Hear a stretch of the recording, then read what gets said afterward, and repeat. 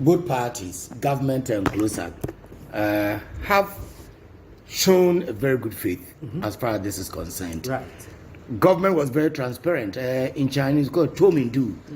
That is the level of transparency from the government side was quite high, in the sense that government was playing to CLOGSAG that, look, we signed an MOU with you that we're going to have some level of allowance for the civil servants and local government service staff. Right. Beginning February. But looking at the challenges that we're facing, we find it difficult to start the implementation in February. Right. So we are pleading with you, CLOGSAG.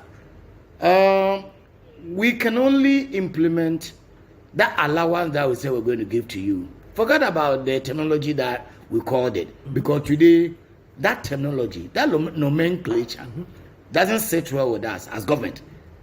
So let's have a meeting, a team, to look at how it's going to be called. However, that allowance will give to you effective the last quarter of the year, from October. Right. CLOGSAG accepted the offer. That was last Friday when you met us at the Ministry of Employment and Labor Relations.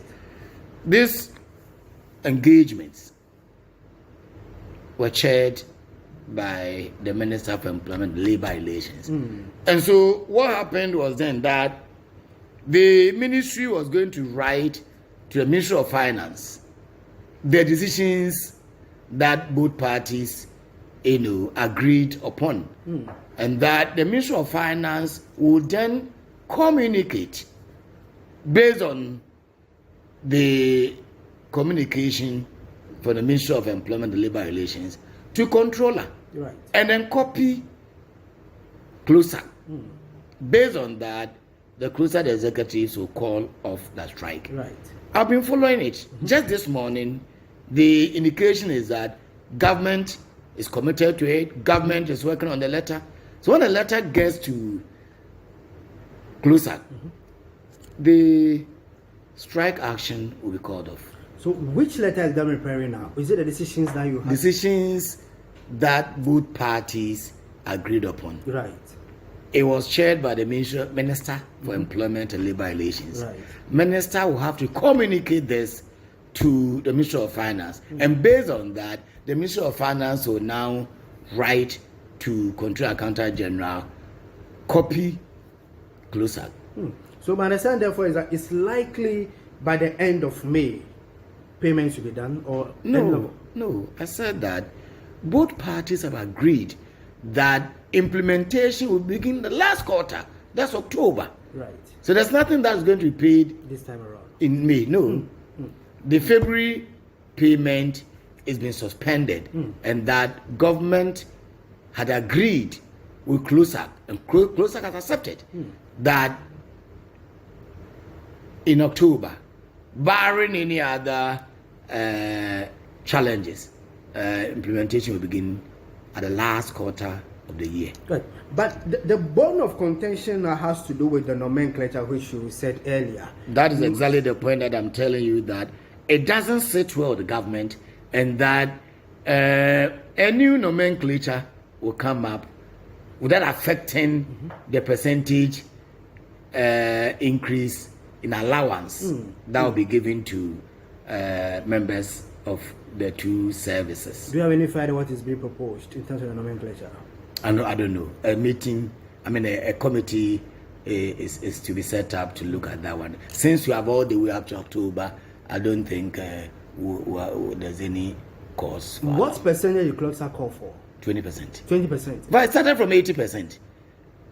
80%. But finally, government, there are a number of allowances, and then government asked CLOGSAG to put them together, and that is where the negotiation. But we started this since the year 2019. It was concluded in October 2020 with a view that October 2021. Right. With a view that October 2020, with a view that the 2021 budget will take care of but they didn't. Right. That is the more reason why we got to this time. Otherwise, somebody would ask, why is it that budget was read in November and February, in January, before some allowances would have to be agreed upon? It had been concluded in October. Nana, in this case, are the concerns of CLOGSAG justified? About the percentage increase in salary? Yes, and what they're asking for. I think increase in salary for civil servants, for local government service staff, I think is justified. Are you not creating a certain path? Because as we speak currently, members of the Public Service Workers Union have also issued a similar statement asking for political neutrality allowance. Which people? Public Service Workers Union. We have the Electoral Commission. We have some members from VRA. You see, I wouldn't want to go into the nitty-gritty, but if I were you, I would ask for the build-up of their salaries.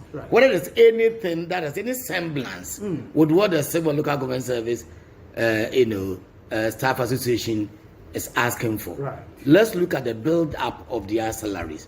It is possible that there's a semblance of what Civil and Local Government Service staff are asking for.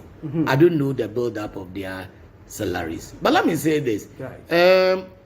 Somebody asked me, as the head of Local Government Service, before one enters both services, the person knew that you were to be neutral. That's right. Yes, we knew.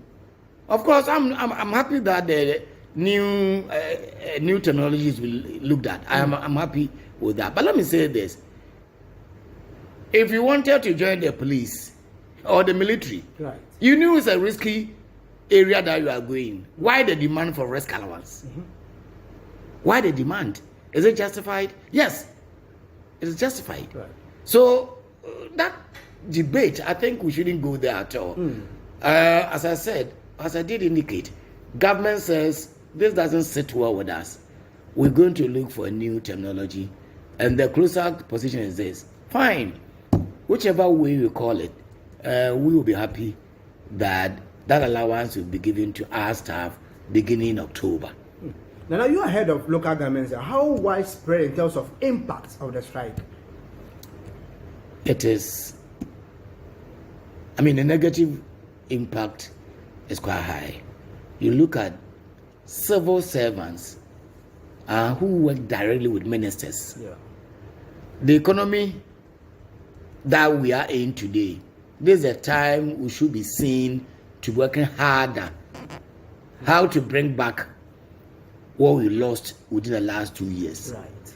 At the MMDA level, working with regional ministers, MMDA level, working with chief executives, RCCs, working with regional ministers.